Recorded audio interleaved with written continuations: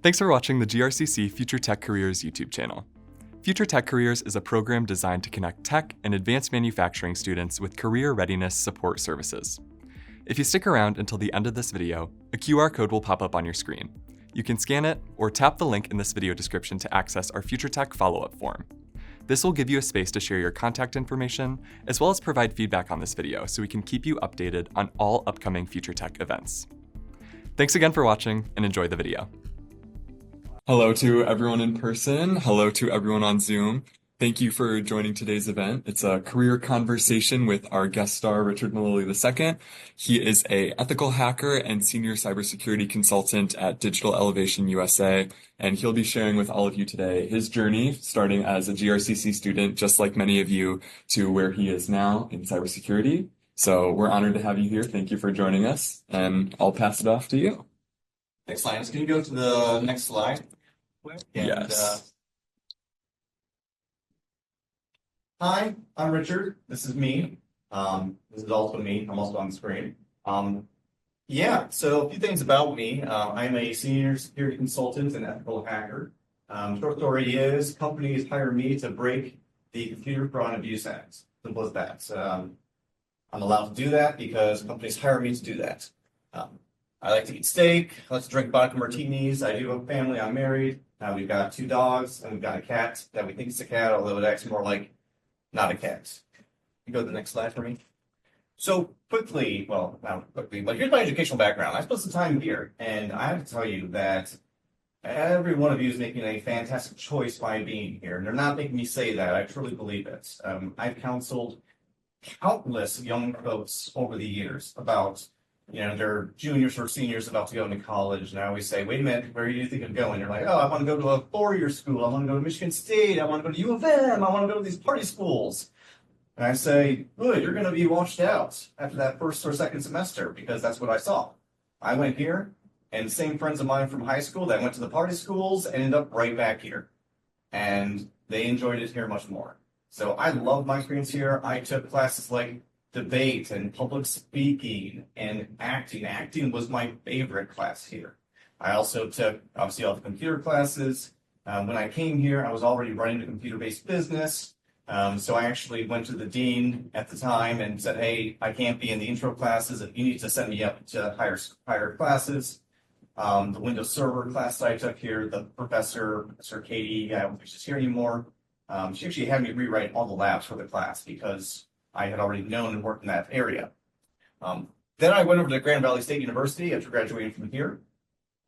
I did not care for my experience there. I don't want to poo-poo anybody else's potential out there, just saying I did not thrive there. At the same time, though, I was engaged. I was living off campus, so my story is not the unique Grand Valley story. Then life happened. So I hated my experience, so I kind of dropped out. I was working full-time at Amway, large international corporation, and I kind of told myself, I don't really need that degree. And I was wrong about that. Getting that degree to a lot of employers proves that you're willing to put in the time to accomplish a long-term task, right? So I decided, after seeing my coworkers do the same thing, they were told, hey, if you don't get a degree, you're at your max for your position, for your salary and all that. And I don't like that. I don't think that's right, but hey, you need to get that paper. So I went to Davenport's. Again, I was working full-time, so I did some on-site classes, but more online classes.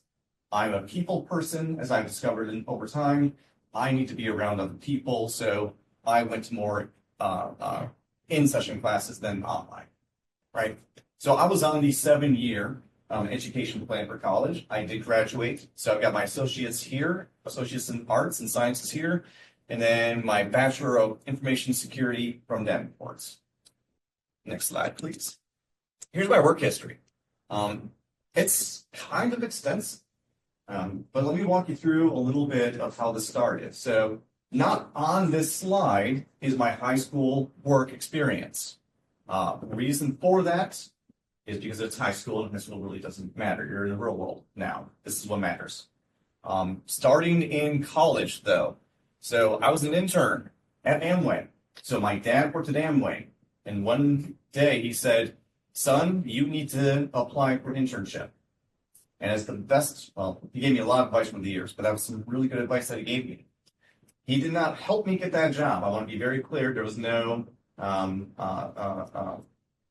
what's the word I'm looking for? Nepotism.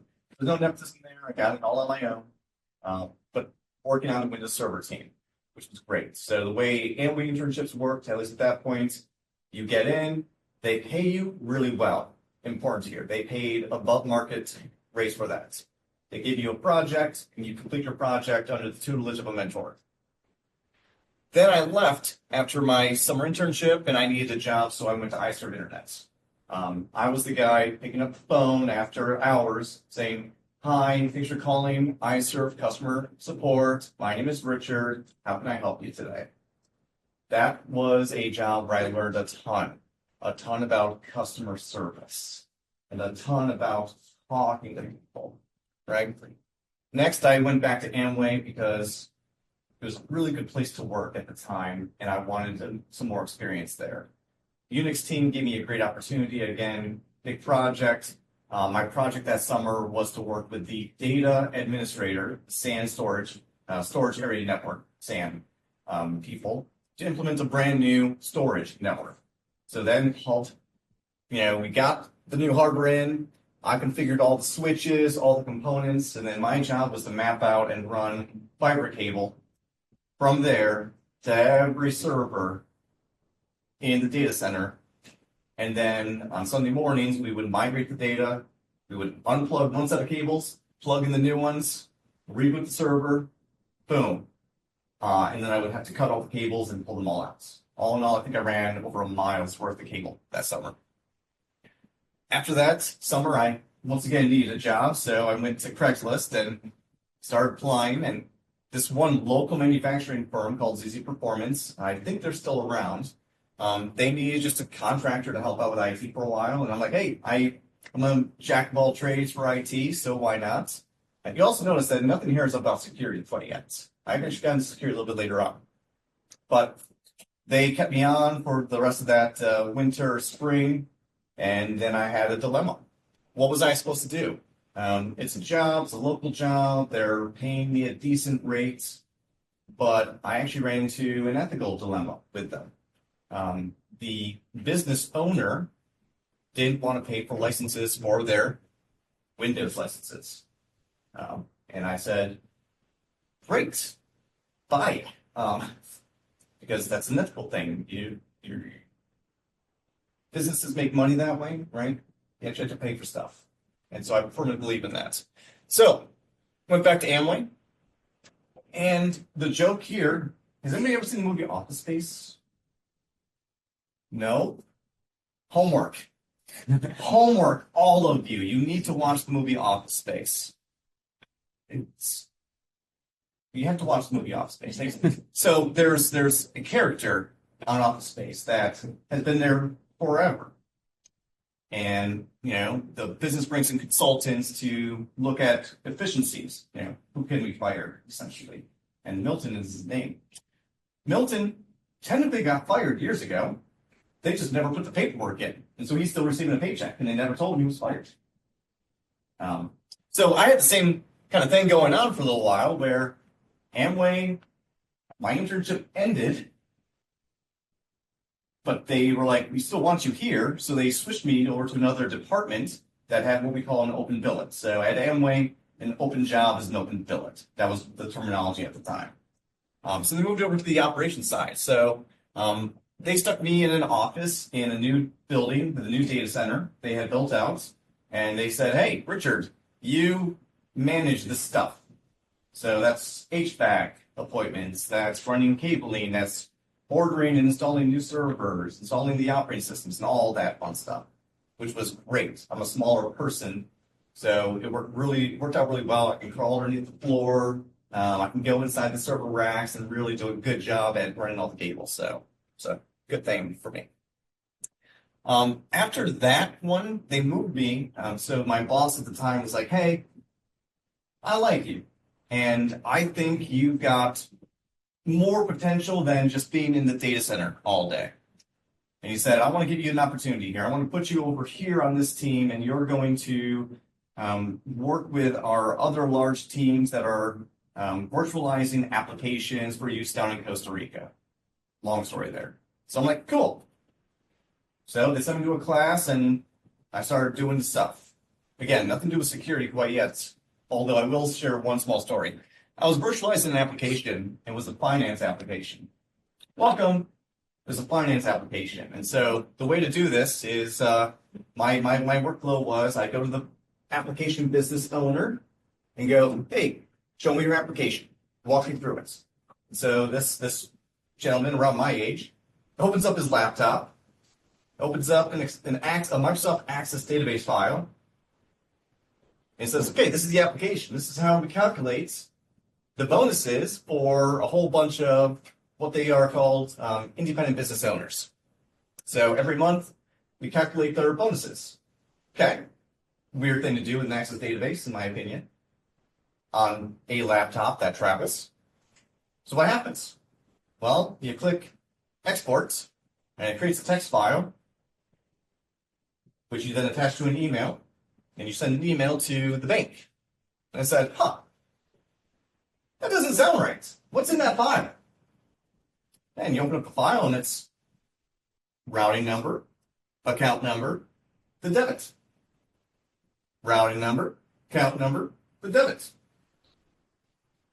Anyone use a check before? Okay. I have to remember I'm talking to a much younger generation than myself. So, okay. So when you're banking, there's three things that you need. Routing number, that tells you what bank you're going to. Account number at that bank. And then the debit amounts is how much to either add to the account or take out of the account for ACH transactions.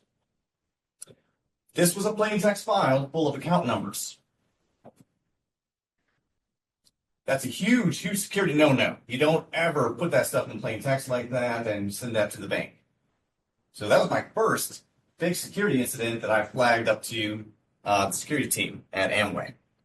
Still not sure what they did about that, but again, ethics, morals, important thing there to happen. So I was working on that stuff, and then they moved me into the monitoring team, which was kind of boring. It was basically, hey, applications and services that we're putting up, we need to know if they go down or if they're abnormal, and then those notifications go to somebody else.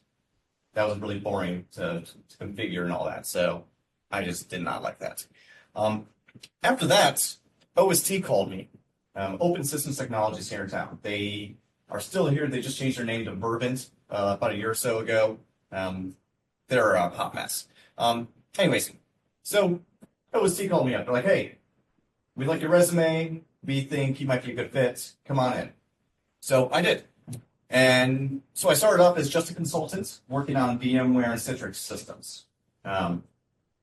Very quickly, over time, well, not quickly, but over the next 2 years, I went from a non-billable consultant to somebody that was commanding all the billable time on any project I wanted to, for the most part. Then that switched into more niche consulting that I really enjoyed. That consulting was around program management. So my job was to go into organizations where we had 1 or 2 projects, or the customer had 1 or 2 projects, and they just could not get those projects moving forward. They were blocked for some reason. The reasons for the blocking doesn't really matter. My job was to come in, uncover the blocks, and get those teams working right, and get them to the point where they're actually delivering what they have to deliver, which was a lot of fun for me to do. Basically, come in, right the ship, keep it going, get to the goal, jump on out.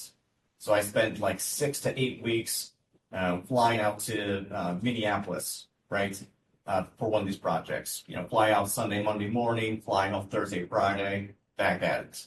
Good times. Very stressful in marriage, by the way.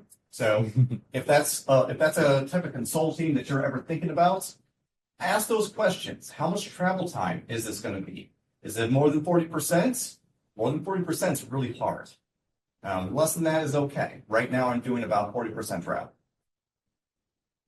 Then there was an opening. Actually, no. Let me back up. So now Now I'm a consultant. And at the time, we had consultant, senior consultant, principal consultant, and then management. And so I went to my manager and I asked her point blank, I'm here. What do I have to do to go here and here? And I still remember she said, I don't know. And I said, well, that's your job. That's management's job. Management's job is to block bad stuff from their employees and to help their employees do their job and move on up. Simple as that. And I said, well, what do you mean you don't know? He's like, I don't know.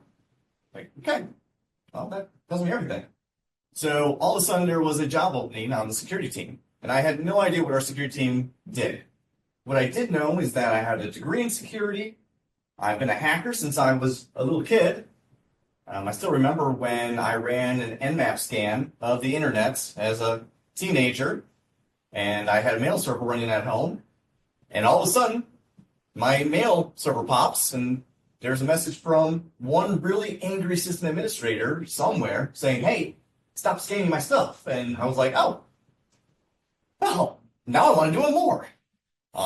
So I had my degree, and I had my passion, right?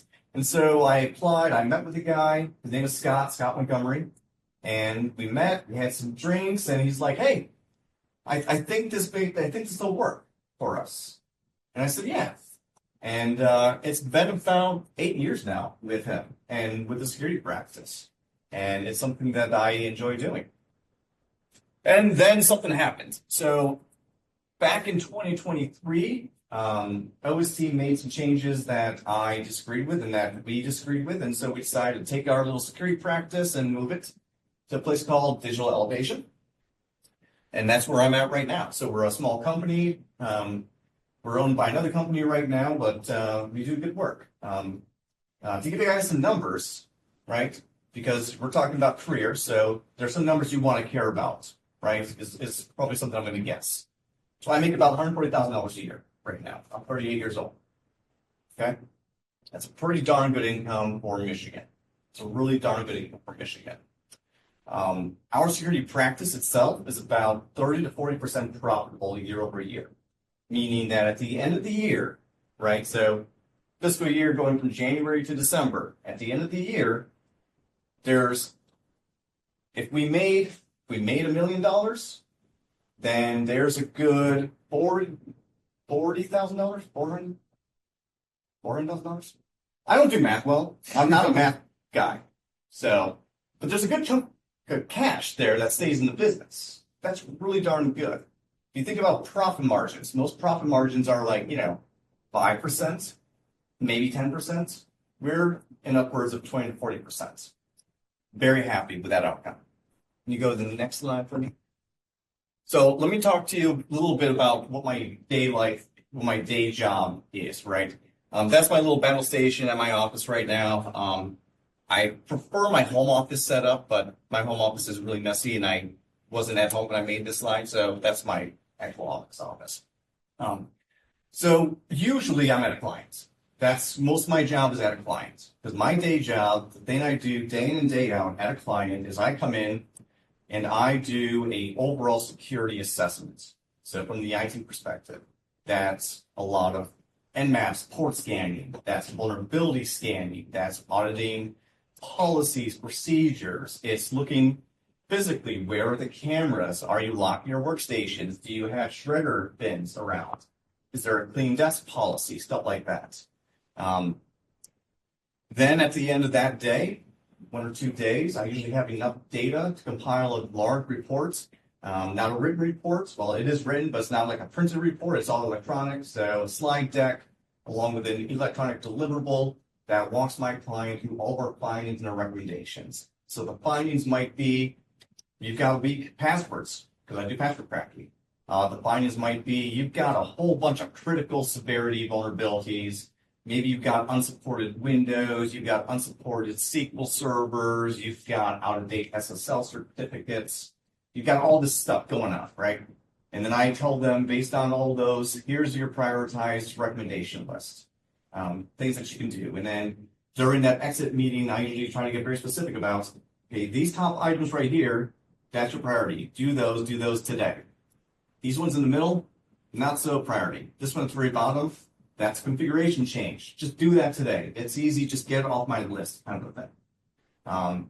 That's all on-premise stuff. In the cloud, I'm looking at, Azure, Entra ID, Microsoft 365. I'm looking for, are you using conditional access policies? I'm looking for weird configuration issues. I'm looking for indicators of compromise, like mailbox rules that shouldn't be there. That's what I'm looking for, right? So that's my day job. If I'm not at the client, I'm usually at the office or at my home office because that just makes more sense. Assessments I talked about. I also do a lot of scripting. So I spend a lot of time staring at a terminal with Python. Python is my preferred scripting language, but for me, it's going to be Python or PowerShell based on the tools that we use. So if you want to learn something, learn Python first. It's real simple to learn. I also do a lot of this kind of stuff. I do a lot of presentations. Clients and conferences will have me come in. I do a lot of security awareness training for my clients. It's a service that I offer. I also write a lot. So I'm writing technical guides. I'm writing technical documents. Obviously, everything that I present to a client is written out. I write up recommendations. I write proposals for services for work. Because not only do I do the work, but I also do a lot of the pre-sales work. Meaning I meet the clients, figure out what their needs are, and make sure that what they need done is something that we can do. One really cool book I read years ago is called Let's Be Real. I think it was called Let's Be Real. The essential idea is you're somebody that sells something to somebody else, meaning that you've got a customer that wants to buy something from you. That's great. Okay? But customer has a budget. Your service, your product costs a certain amount. Okay? If you don't have the budget for this, you're not a customer. Simple as that. So don't pursue that. But maybe you do have the budget. Well, now does this product make sense? Now we can talk. That way you just get rid of the erroneous business stuff that you don't need to worry about. And then I'm in meetings. So every single time I do an assessment, I meet with the client either on site again or remote to get them the results. I have meetings with potential clients. I've got meetings all the time. Next slide, please. So, things that you should be doing today. I've talked to you about my life and my progression, right? But there are things you need to do. Number one, soft skills. What do you think a soft skill is? Anybody? Yeah. Being able to talk to people. Exactly. That's a soft skill. This right here, this is a soft skill. It's not something you're taught necessarily. It's not a technical thing that you learn, like scripting or programming, right? Sometimes it's hard to really say exactly what it is, but it's soft. It's about your personality, right? It's learning how to interact with others. It's making yourself comfortable with it, which is hard. It's, can you go to a new place and a new group and just talk to somebody? That's a soft skill. Another soft skill.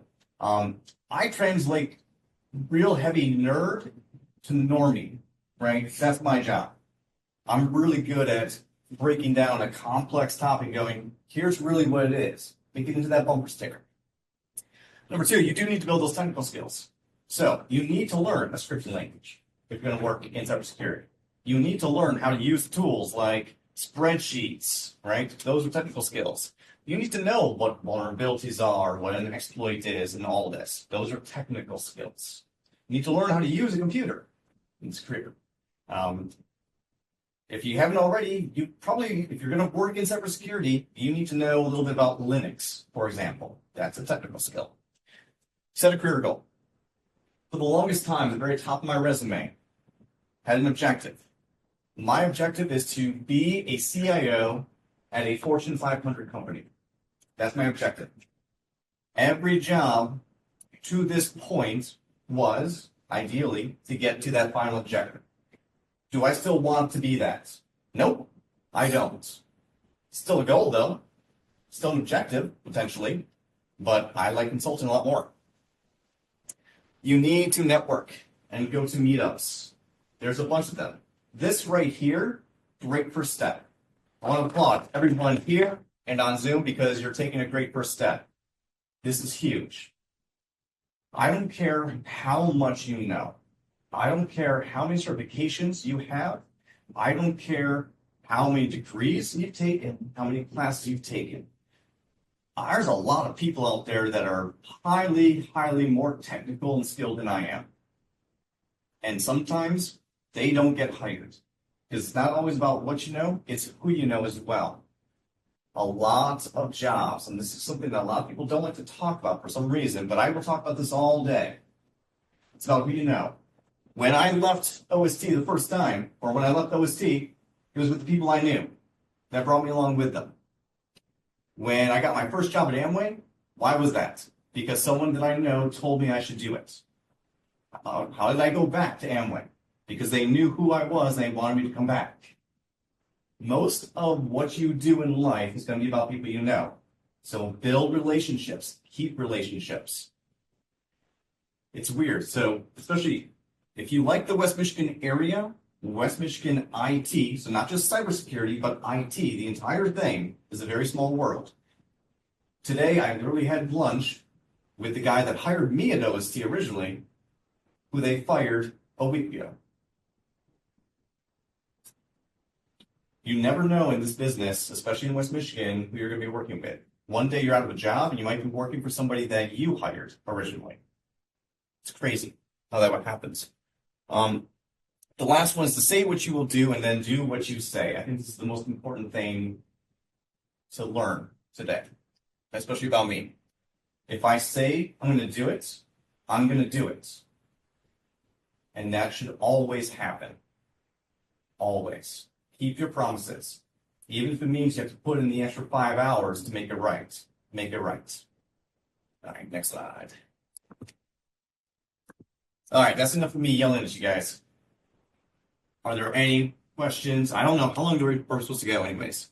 We normally do 15 minutes at the end for questions, but it's as long as you're able to stay. Oh, yeah. Well, you guys got me until you're done asking questions. So please, I'm happy to answer pretty much anything out there. What do you think was like, so you started off doing things that weren't like technology related. What do you think was the biggest like hurdle transitioning from like a non-technical job? Well, like technical job to like one of those like, you know, consulting ones, like what was the hardest thing for you? Oh, that's actually a really good question. Yeah. So let me just repeat that question a little bit and make it so that I feel like what you were trying to ask there. So yeah. I went from working in a traditional job at Amway, right? So I'm behind a computer, I'm doing my one task, right? To more of a consulting role where it's different. Yeah. Honestly, the transition wasn't that bad because when I first got into consulting, I had already been in consulting. So I didn't talk about high school, and I didn't talk about high school for a reason, because it's high school. But when I was a senior, when I was a junior in high school, a guy that worked for a local church of mine, we were all friends, he hired me to be his gopher as a consultant. So he had his own small, medium business, consulting business, doing, PC repair, PC install, management. So he hired me, by the hour to basically, when I call you, you go to a client, you go do whatever I tell you to go do, and you come back. Simple as that. So I'd already known how to be a consultant in a way. But I will say this, transitioning to a true consultant wasn't difficult per se. It was just different. Every job is going to be different. I want to say probably the hurdle for me, the hurdle was not being built at first, not being staffed on a project. That was the hurdle. And the way I fixed that was by showing up in person and making myself valuable to others, right? So go to the sales team. Hey, what cool projects are we working on? Go to the other consultants on your team to say, hey, I want to be busy. Can you help me? Right? And they'll help you get busy. So great question. Yeah. I think you have one in the back there. Yeah. I was just about to ask the languages you used before. The languages? Yeah. Like Python. Yeah. So the question is about what languages do I normally use or have I used? So I took Java when I was at Grand Valley. Did not stick, so I don't use Java. All my coding is in Python, PowerShell, and I guess technically HTML. It is a language. What else? What other stuff? No, pretty much those three. Yeah. And which one is like structural language? Consulting. Python. I feel like Python is way more extensible. Because there's Python, there's frameworks in Python for almost anything. Like even like hardcore finance people will use R in Python over other packages because it's just very, very versatile. And most Python scripts that you use, at least the way I try to code, is OS agnostic, meaning I can run it on Windows, Linux, Mac. The idea there is, write once, run everywhere, which is what the promise of Java was back in the day. So, but yeah, I would definitely, if you're on this journey, learn Python, learn how to do a hello world in Python, do a hello world in PowerShell, and then realize that each language has its strengths and its weaknesses. So for example, if you're working with Microsoft products, it's going to be PowerShell. If you're working with almost any other product, Python. Good question. Any other questions? Let's go back here and then we'll go back again. Yeah, so, you said networking and meetups is important. Yes. So when you do go there, like what's the settings? You don't want to obviously get too technical, like what's the approach? Just there to like meet people and stuff like that? Or Yeah. like how do you Good. go about doing that? Great questions. The question is about, networking and meetups. What do you do? Yes. Right? Well, first and foremost, I'm going to say this, it's going to be silly, but lean into it. We're all trying to figure this stuff out. I'm standing up here talking about my career, right? But we're still all trying to figure this stuff out. No one has everything down pat. So just internalize that. You may be freaking out. Guess what? So are most people. Freaking out just a little bit.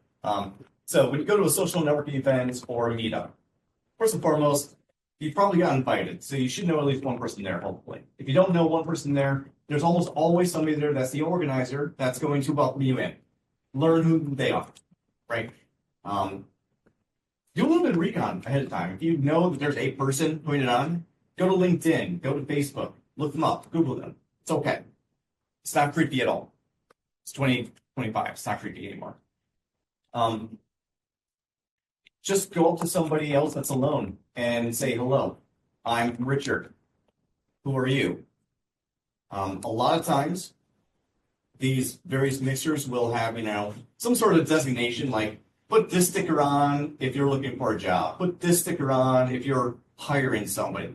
Put this sticker on if you're just here for the free drinks or something like that. So lean into that. Follow the system. Most meetups will have some sort of program associated to us. Maybe one of the exceptions would be the MySec meetup that I know you from, right? Where we meet up.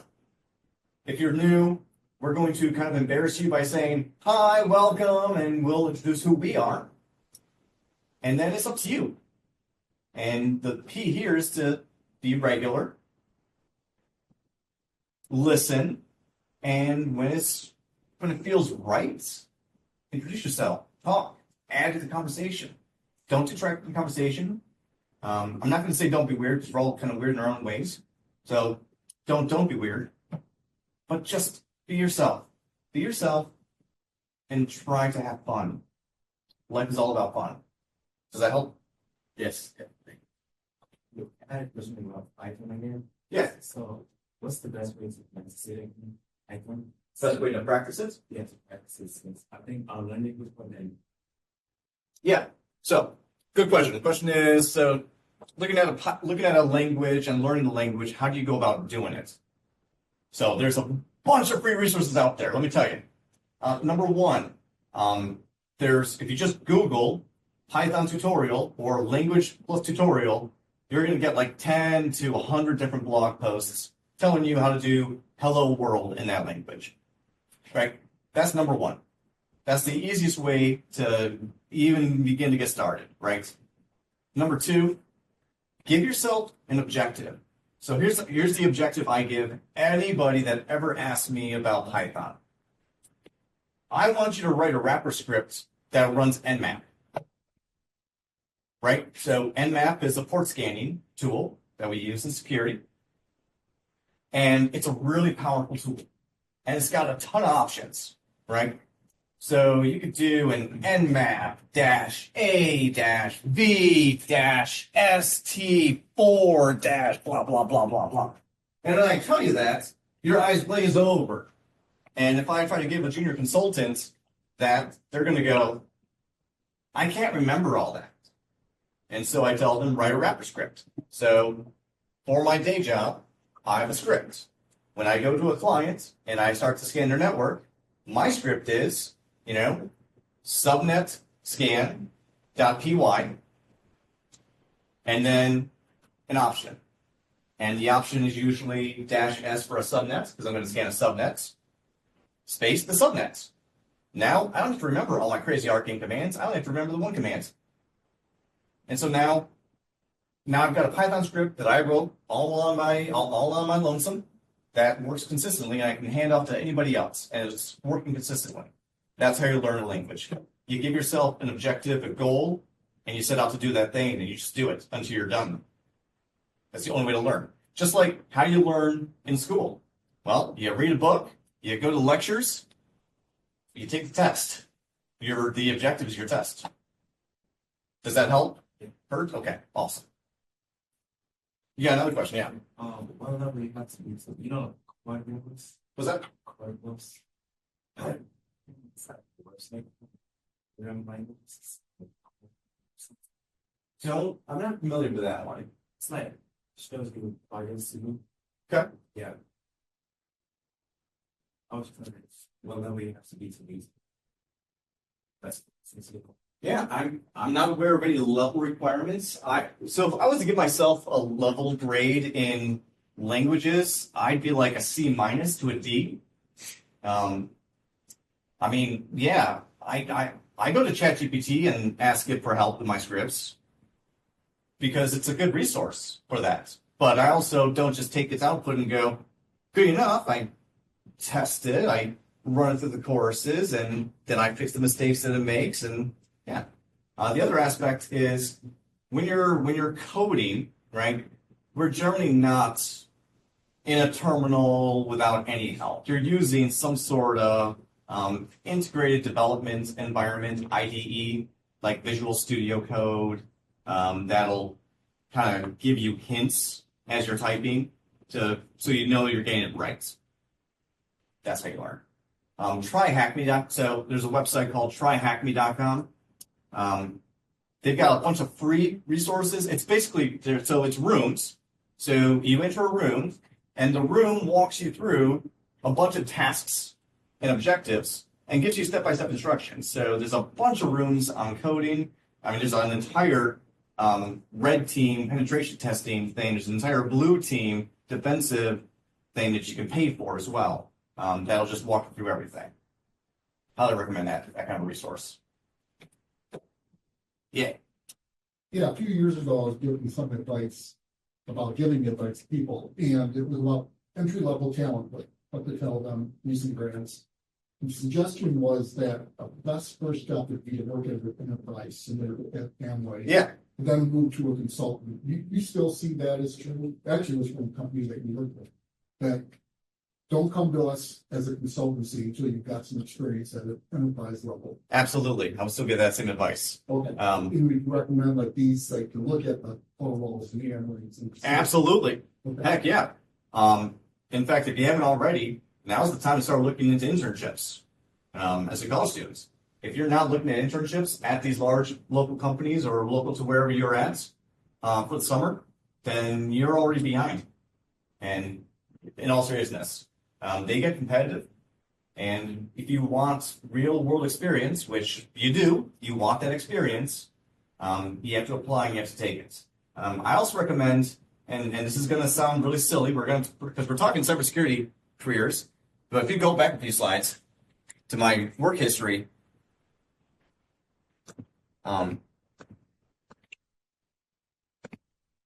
Yeah, I mean, again, you'll notice. Sorry. There we go. I mean, you'll notice that I bounced around a little bit, and none of those first jobs were security, not even close. So my other recommendation, which sounds silly when we're talking about cybersecurity career, is don't force it. You need to get a job. You gotta work.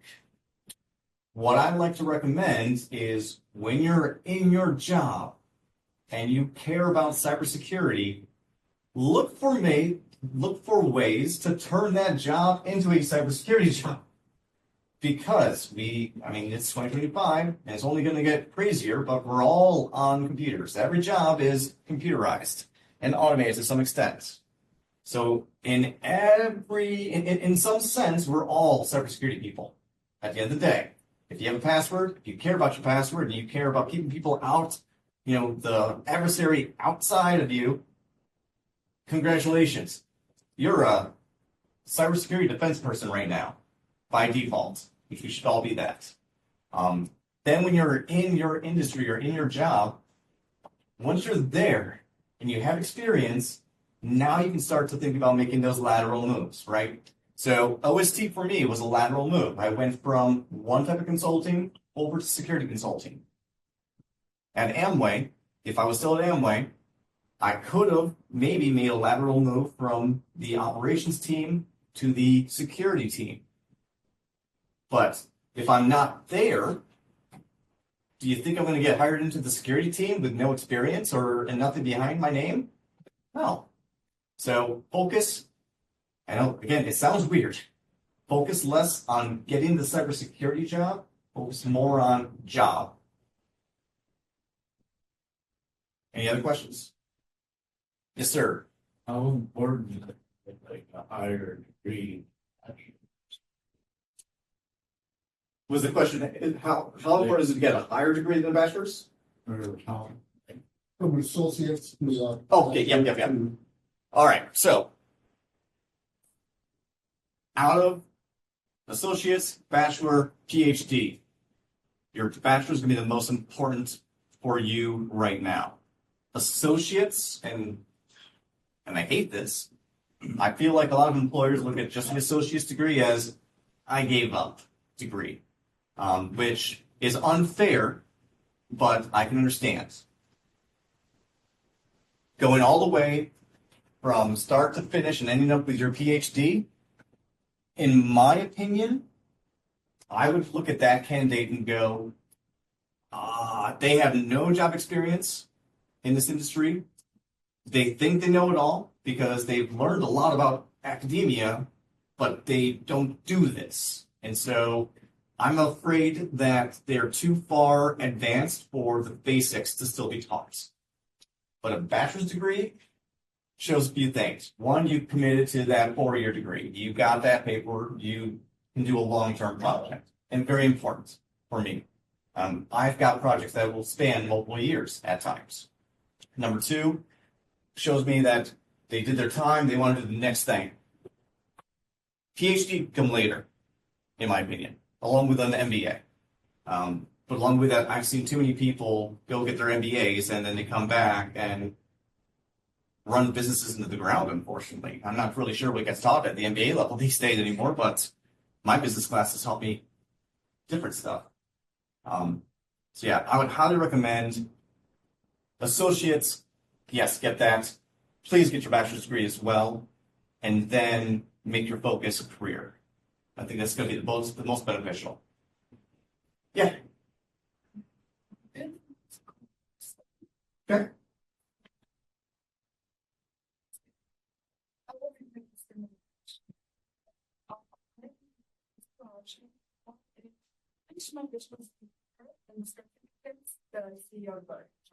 Yeah. And then start looking for jobs or get any type of job, IT related job, whatever, customer service or intern, whatever. And not intern, get a job and work if I pay for my college and finish the bachelor's degree.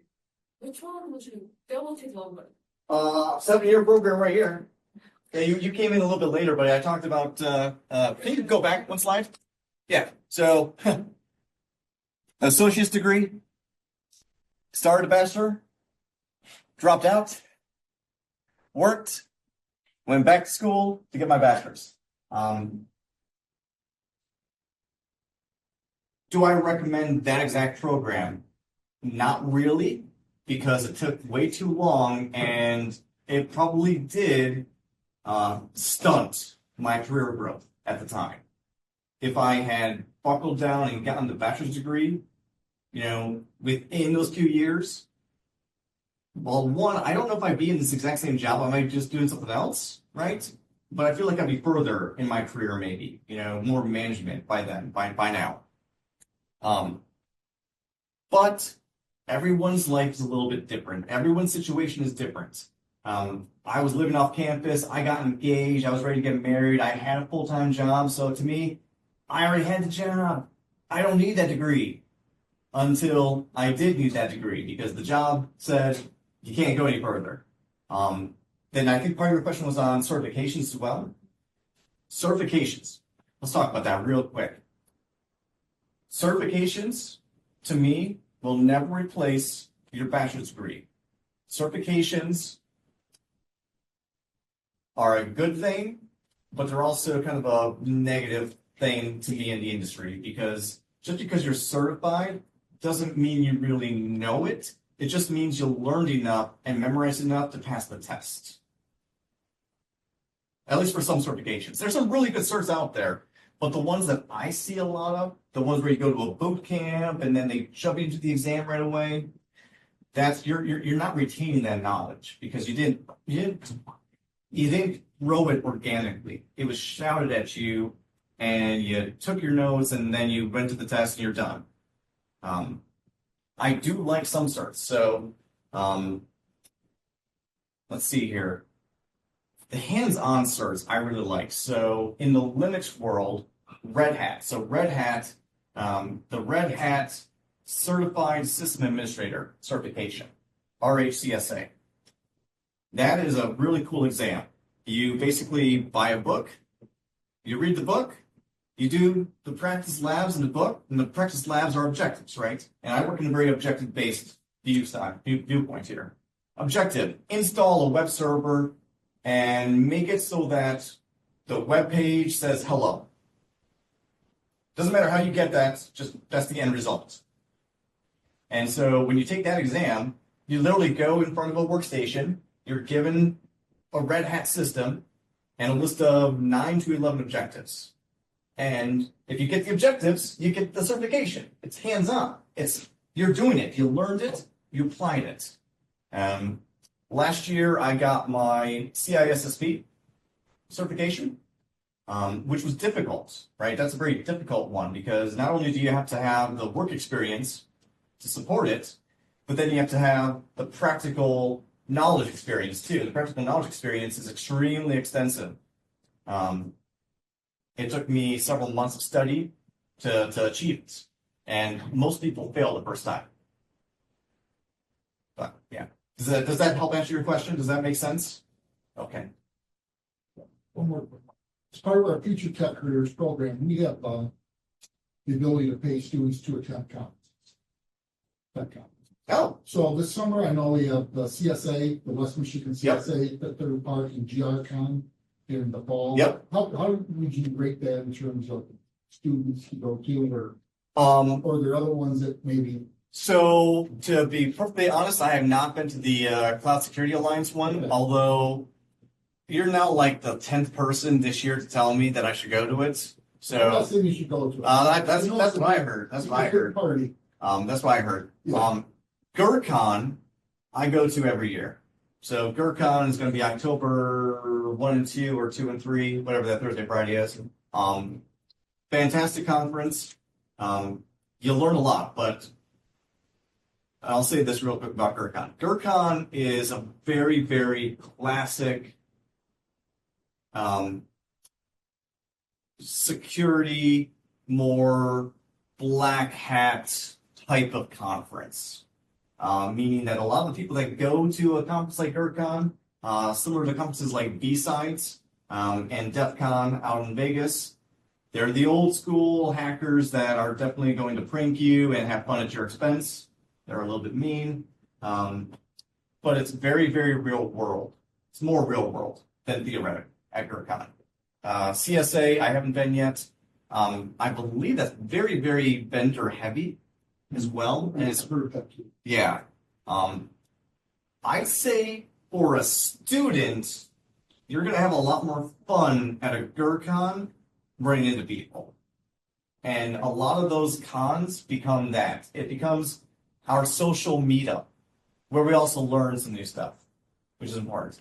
And usually when I go to GurCon, I go with at least one other person from work, and we coordinate that which sessions we each go to take notes so that, because one person can't go to every session, because at any given time there's 2 to 3 sessions going on, so you can't go to all of them, so you pick and choose. And then in the middle, you find your friends, you hang out, you swap notes. So I'll be there. If anybody else is going to be there, you can look me up. I take notes and I post them on GitHub as well. I like to share my stuff open source. I do want to get to CSA, though. So if you're a student, you're around in the fall, and you want to go to GRCon, let us know, we can hook you up with the cost of the ticket. Yeah, well, and the tickets went on sale yesterday for early bird. They sold out in an hour. General admission went on sale this morning, and I don't know the status right now. I bought my ticket first thing this morning.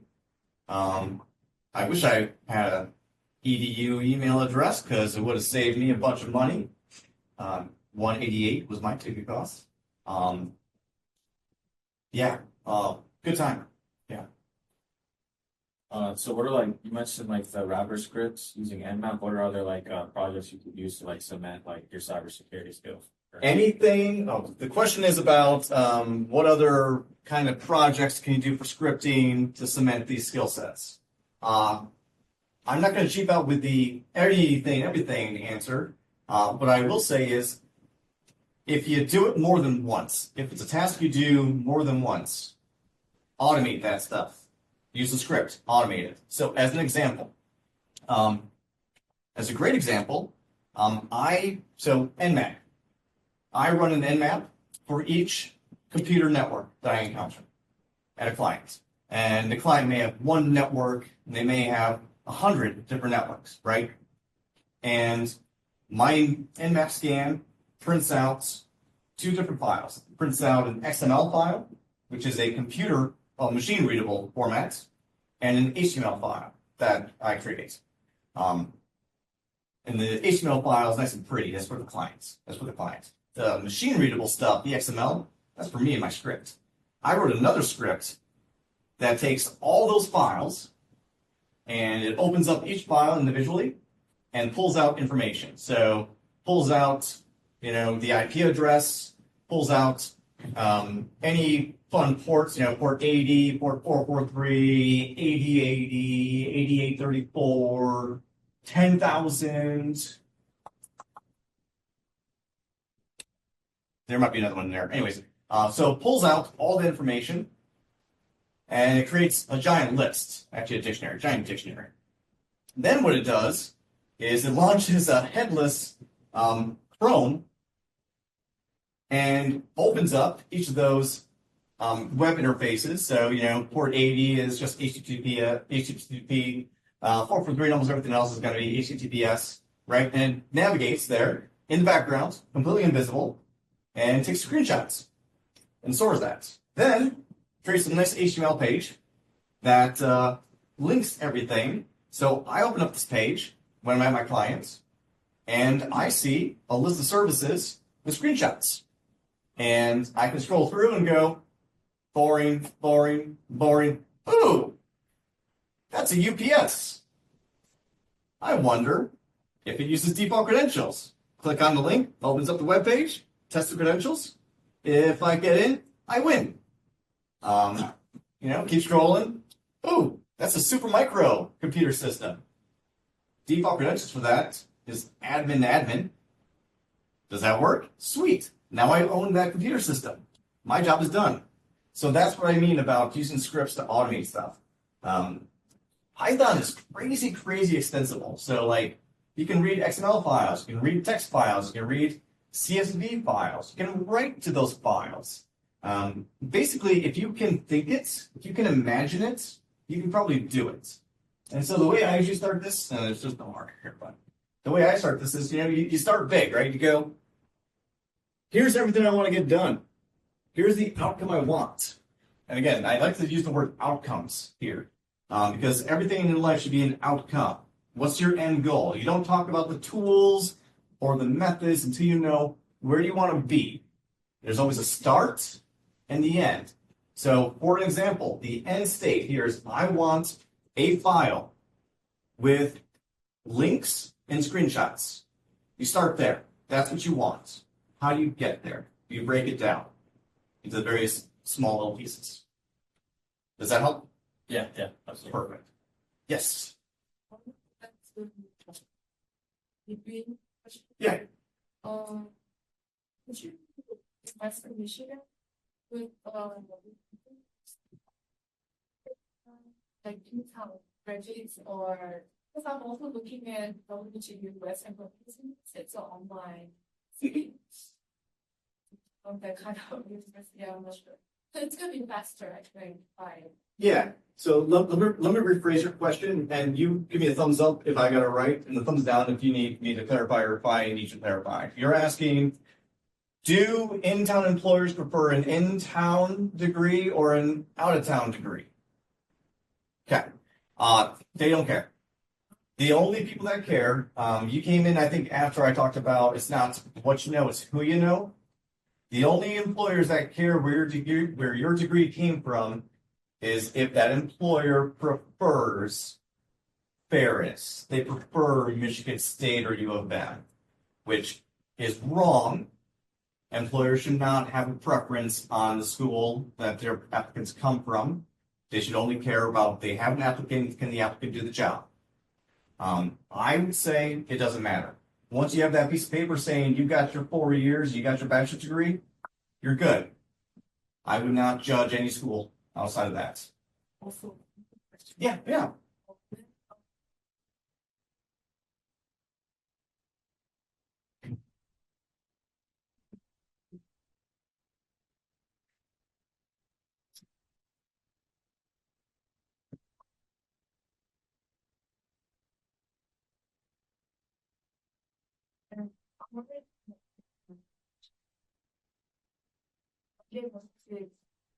by the end of summer. Yeah. But I'm not ready. I feel like it's not matching. So will I be able to get the internship this summer? I'm trying to apply. I'm applying, but then I don't know if it's worth the time.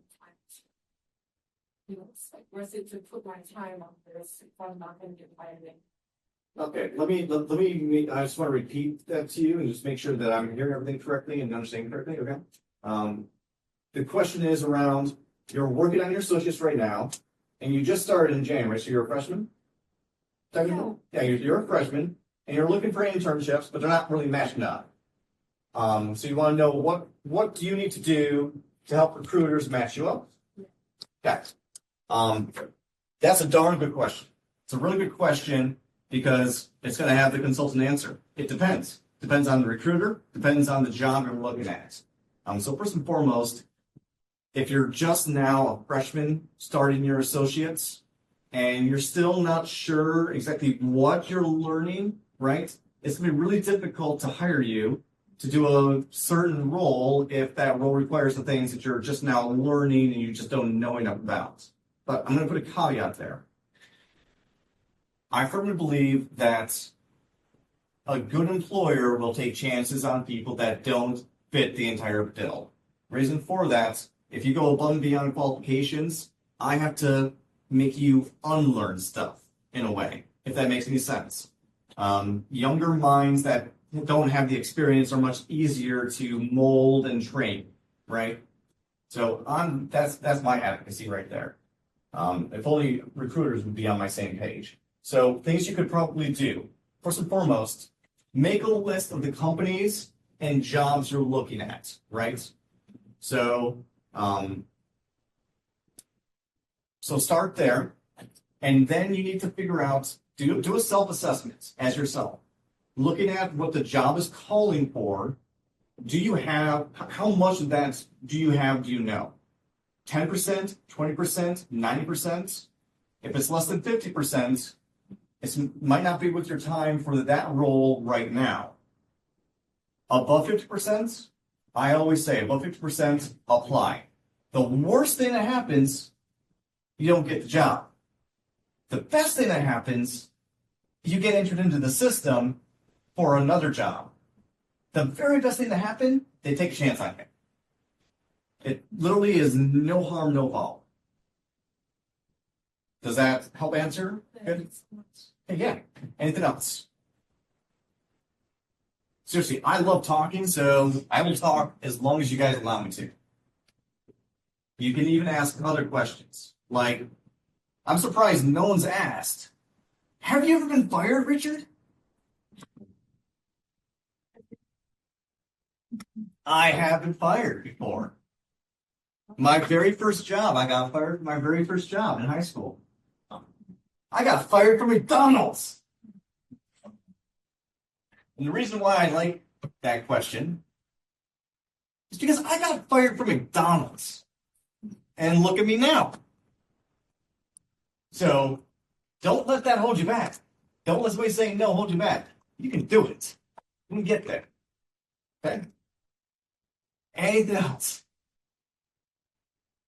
Yeah. I had a question about consulting work in general. Yeah. You find that when you get hired, you come in to do consulting work, is it more reactive or proactive? Like they've had issues already and so they want you to come try to fix them, or is it they're trying to get ahead of those issues? Good question. Question is, as a consultant, do I do more reactive or more proactive? It depends. It depends on the client, depends on the job role. So my current consultancy as a security consultant, I am primarily proactive. I go into organizations proactively looking for issues, looking for risk to bring to their attention so that they can react to it. That doesn't mean I'm always in proactive mode. I do respond to incidents. When a company has a cybersecurity incident and they call me, I'm reacting to it. So that's reactive consultant. So yeah, it changes. So what I do, so consulting, right? Let's just break that down. What does consulting mean at the end of the day? Break it down. What does consult mean?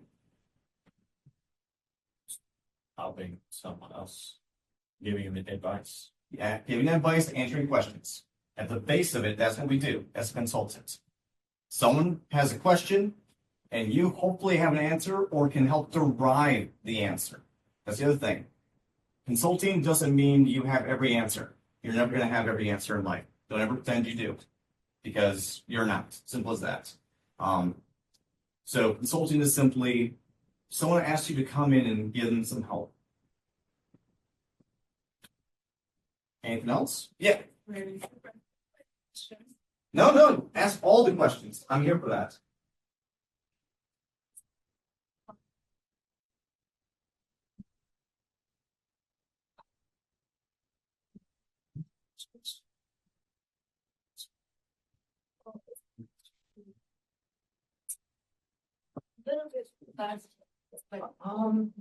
All right, so the question is around when you're talking to recruiters and there's that salary negotiation or the salary question, is it better to undersell yourself or oversell or in the middle? Is that kind of what you're asking? All right, so people don't like to talk about salaries. I like talking about salaries. Ask for what you're worth. Always ask for what you need, right? So I always go into it like this. You have living expenses, right? There's things you have to pay for. You have to pay for housing. You have to pay for food. You have to pay for transportation. You have to pay for your electricity, your phone. You've got built-in costs to your lifestyle. You have to get paid that plus whatever else you think you're worth, right? Don't undersell yourself, especially now. Your salary now should be a minimum baseline. every new role should build on top of that. So if you can start higher, you'll end up higher, in theory. Now, as with everything, it's never ever guaranteed. You may take a job, pays you a lot more than you're worth at that point in time. And that could be great until that gravy train stops and you're back to being paid the more market rate over here. So you have to remember that can change over time. It will change over time. But right now, it is very critical for you. Well, the most critical thing is a job, right? So you can't always demand something. But if they're willing to negotiate, start high. So the classic trick in any negotiation. Two parties. One party has the lowest number that they want. That's you. You've got the lowest number. This other party has the highest number that they want to pay. And negotiations gets you into that middle. But if you start here and you don't know where they're at, they're just going to come right down there. But if you ask for more and they're up there, they'll come down here as opposed to down there. Does that make sense? But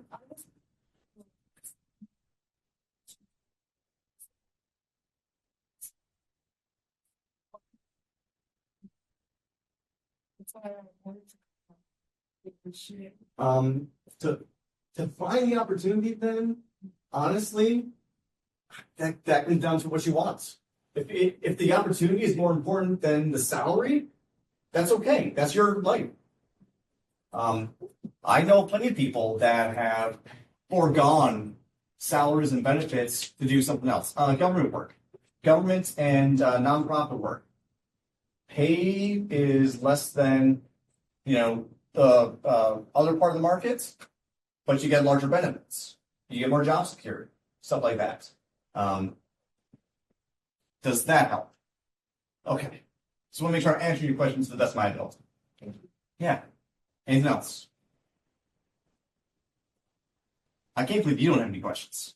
Oh, I'm just here with, I'm in a Oh. dental hygiene program, so You're I'm in- just kind of curious. Like, Oh. you Dental hygiene. Yes. I haven't seen my dentist in a while. If there's no other questions, I guess we can be done. Whatever. Unless there's questions on Zoom. There are no questions on Zoom, so we'll give you a round of applause for that. Reiterate, I mean, you said that it was honor for you guys, but honestly, the honor's all mine. I feel really, really blessed and special to be able to help shape some young minds here and there. So thank you for being here, thank you for paying attention. Honestly, if you guys ever have any more questions, these guys know how to get a hold of me. I'm happy to answer questions. You can also find me on LinkedIn. You can find me on the Fediverse. You can find me all over. So I'm no stranger. Literally, if you type my name into Google, you will find me. So, Thank you. all right, cool.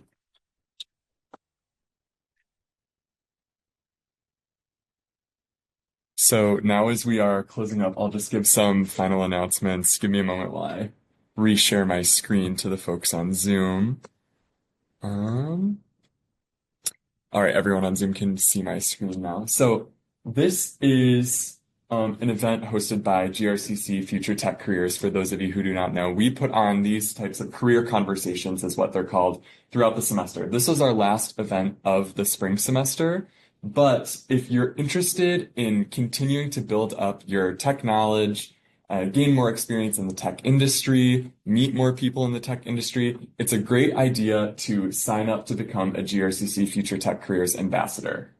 By becoming an ambassador, you're gaining access to more of our exclusive benefits that we can offer in GRCC Future Tech Careers, which include summer internship applications with some of our partner organizations and partner companies in the local area. We also have job shadowing opportunities. So if you're someone who's not quite ready for an internship, you can go to a job shadowing opportunity, which is where you follow someone around for a couple hours to see what it is that they do to kind of still gain experience in the real world, but not necessarily have to apply to get into it. And then we'll also be doing other events and activities over the summer that we'll keep you posted on. So if any of these sound interesting to you, please sign up to become an ambassador. It's just a short application with a short, like 400-word essay about what you want to do in tech. And we're going to be rolling out our first round of acceptances to that probably next week or the week after. And aside from that, this is the last slide we always show. These are 2 QR codes that will give you a chance to scan some forms that give us a lot of valuable student feedback. So we have an attendance form and an interest form. The interest form, if you've never attended a Future Tech Careers event before, scanning the interest form gives you a space to provide us with your contact information. So we can keep you updated via email or via Radar Connect, whatever your preference is, and plan events or keep you updated on the events we're planning. And then our attendance form gives you a space to provide feedback on this event as well as what events you'd like to see in the future. So filling out this event or filling out the event attendance form gives us this opportunity to learn more about what it is that you're interested in so that our future fall semester events are going to be aligning with what you want to see more about. And that marks the end of this event. So John and I will stick around for a couple more minutes if you have questions for either of us. But I wanted to say thank you again to all of you for coming both in person and on Zoom. And thank you again to Richard for coming to speak. So yeah, that concludes this event. And people on Zoom, feel free to stick around if you have any questions. And same goes to everyone in person. So thank you so much. Thanks again for watching the Future Tech Careers YouTube channel. If you're interested in watching more content like this, click on our profile below this video to browse our library of past workshops and career exposure events. For future events, please refer to Radar Connect or the Future Tech Careers newsletter. Finally, if you've not done so already, please consider filling out our follow-up form. We greatly value your feedback and would love the chance to continue working with you.